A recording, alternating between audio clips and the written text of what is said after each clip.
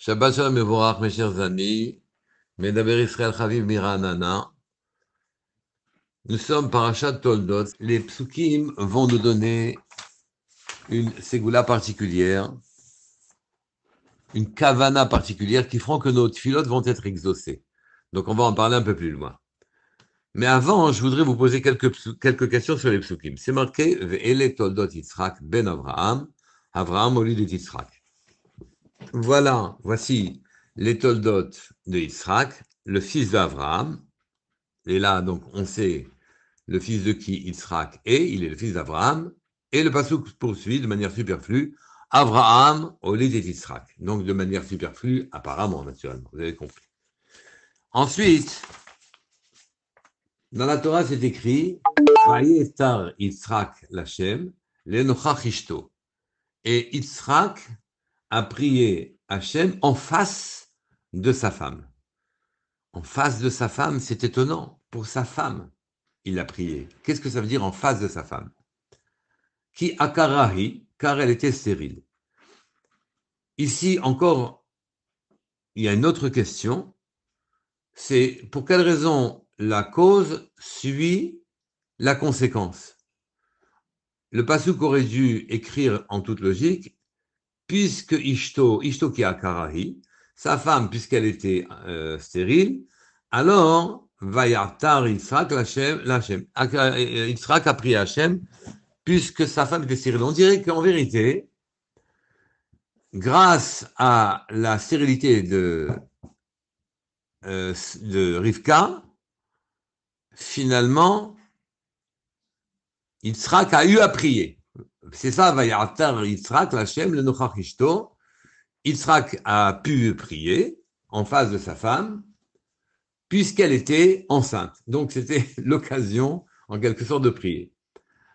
Vayater lo Hachem, et Hachem, lui, a écouté sa prière à lui, Vatahar Rivka, Ishto, et Ishto, sa femme, donc Rivka, a eu un enfant. Donc, je reprends. C'est marqué, Vele Todot Yitzhak ben Avraham, Avraham olite Yitzhak. Naturellement, tous les Chachamim remarquent que c'est effectivement superflu, après avoir dit qu'il était le fils d'Abraham, de souligner que c'est Abraham qui l'avait enfanté. Rachi donne deux réponses, mais une des deux réponses est intéressante. Dans Rachi, la première des réponses qui est donnée dans Rachi, c'est les achar shekara hakadosh baruch hu shmo Avraham, après que Hakadosh baruch hu est appelé Avraham, il est appelé Avraham désormais, avec un « et » de plus, c'est après qu'il a donné naissance à Yitzhak. Donc on dirait que c'est le Hey de Avraham qui a tout changé. Mais pour quelle raison cette précision? On vient de dire que c'est le fils d'Avraham. On répond, non, c'est plus que ça. C'est que toute la postérité de Yitzhak, Ve'ele Toldot Yitzhak ben Avraham, le fils d'Avraham, sont dues au fait que c'est Avraham et pas Avram. Donc Avraham, c'est le Hey de Avraham qui a été Olid, qui a pu donner naissance à Yitzhak. C'est-à-dire que les Chachamim nous exposent. Et notamment, le Degel Machal Ephraim expose des parachats de Bereshit. Et il dit que toutes ces Sefer Toldot Adam, en fait, la postérité de l'homme est due à l'existence, le fait que la Torah allait descendre sur terre. Pourquoi? Parce que la Torah a la possibilité de changer le mazal. La terre s'est pervertie. Et donc, elle a pris des mauvais chemins. Et donc, naturellement, un mazal moins agréable est né sur terre. Ce mazal qui est moins souhaitable est né sur terre. Il a fallu le corriger puisque c'était quelque chose qui apparemment était inéluctable. Mais Akadosh Baruch Hu a dit à Avraham ne peut pas enfanter, Avraham va enfanter. C'est-à-dire que le He de Avraham, qui est une allusion, un remèze au Chamisha Chumshe Torah, aux 5 livres de la Torah, ce He, la Torah, va changer tout. Par la Torah, tout peut changer. Le mazal peut se retourner. Le mazal qui a été créé par les péchés que les hommes avaient fait sur terre peut aussi se retourner, et c'est la Torah qui va permettre de le faire. Donc Abraham a eu un enfant quand il s'est appelé Abraham. Mais c'est pas seulement ça. C'est que toute la postérité de Yitzhak et de tous les Juifs d'une manière générale, après Yitzhak, on va la devoir à ce He de Abraham. C'est parce que quand Abraham a instauré cette ségoula, enfin, a instauré son hé, il a eu un hé dans son nom, à partir de ce moment-là, et a été enraciné, il a hérité aussi, il a fait hériter aussi à sa descendance, qu'il pouvait, en prononçant des mots de Torah et en priant Hachem avec des lettres, des mots de Torah, il pouvait arriver à, et avec naturellement leur Maasim Tovim, qu'il pouvait à ce moment-là donner naissance à Yitzhak et changer le cours des choses. Finalement, Rivka était à Kara, elle était stérile, Yitzhak aussi l'était. Mais à partir du moment où il hérite de l'aptitude, grâce au hé de Abraham, par les lettres de Torah et par les lettres des mots de la Tfila, de changer les situations qui sont pourtant tracées par le Mazal, par la normalité des choses, oui. Alors à ce moment-là, il devait, le Passouk veut les souligner, que Yitzhak devait sa postérité à Abraham. Voici la postérité d'Yitzhak, le fils d'Abraham. Abraham, quand il a eu son ré, oui, a donné naissance à Yitzhak, et donc toute la postérité d'Yitzhak est liée effectivement à ce ré. Je voudrais rajouter autre chose, oui. C'est marqué Yitzhak Lachem, le Nochach Ishto.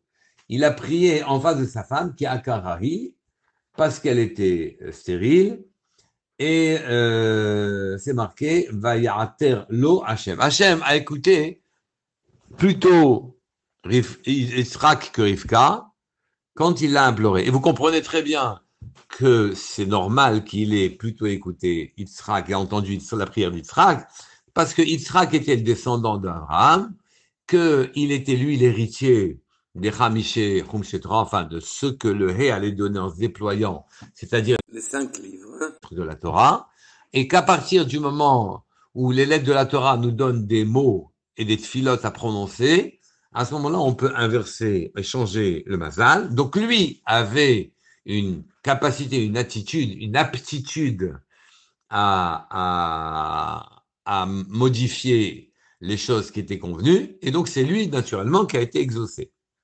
Ça explique peut-être un peu aussi quand il dit que je vous ai entendu la suite de Tzadik ben Tzadik plutôt que Tzadik ben Racha. Elle était Tzadik ben Racha, et lui, il était Tzadik ben Tzadik, c'était le fils d'Abraham. Le fils d'Abraham, on entend que c'était un Tzadik lui-même, et c'était une raison de plus, par ses Maasim Tovim, il écrit des lettres de Torah, par tout ce qu'il va faire, lui, il va écrire la Torah, et par ses Maasim Tovim et par ses filotes, il avait lui des moyens de changer le Mazal que Rivka n'avait pas encore. Je voudrais rajouter quelque chose d'autre.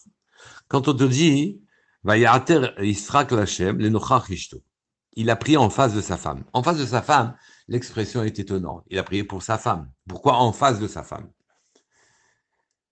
Et je vous ai déjà souligné tout à l'heure que la cause est précédée par la conséquence, qu'il a prié parce que sa femme était enceinte. Comme si, enfin, l'occasion était donnée à Yitzhak de prier parce que sur terre, il y a un manque.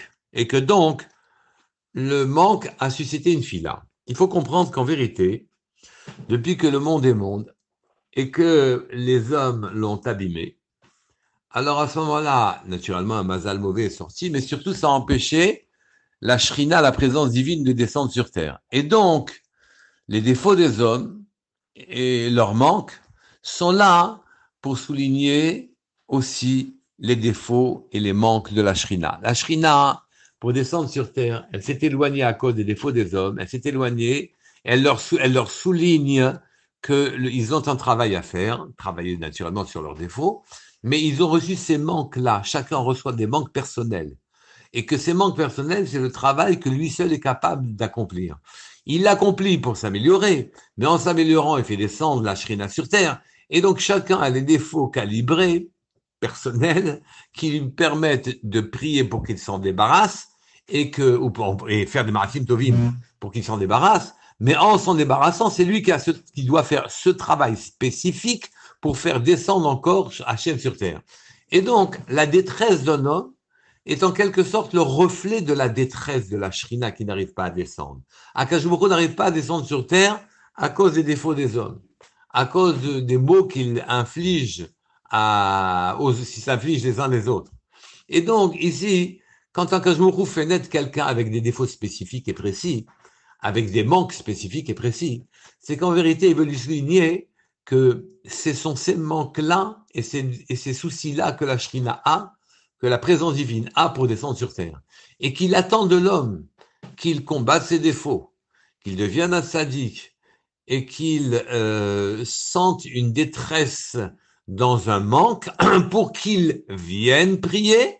Et quand il viendra prier en prononçant des mots et des lettres de Torah et qu'il il se rapprochera lui-même d'Hachem et qu'il rapprochera Hachem de la terre, alors il satisfera à ce que souhaite la Shrina redescendre sur terre, il la satisfera car lui-même avait en charge de combler ses manques à lui, qui sont les manques de la Shrina, sa détresse à lui qui est la détresse de la Shrina, et à ce moment-là, il fait descendre encore un peu plus Hachem vers nous. Et c'est la raison pour laquelle quand on prie, on ne doit pas seulement prier pour que nos manques et nos problèmes soient résolus. Il faut qu'on prie parce que ces problèmes ont été choisis, ils ont élu domicile chez nous, parce que la Shrina attend de nous que nous les résolvions, que nous prions pour que ça s'améliore, que les lettres de Torah se réagencent de manière différente pour réécrire l'histoire de façon à ce qu'elle convienne à la Shrina.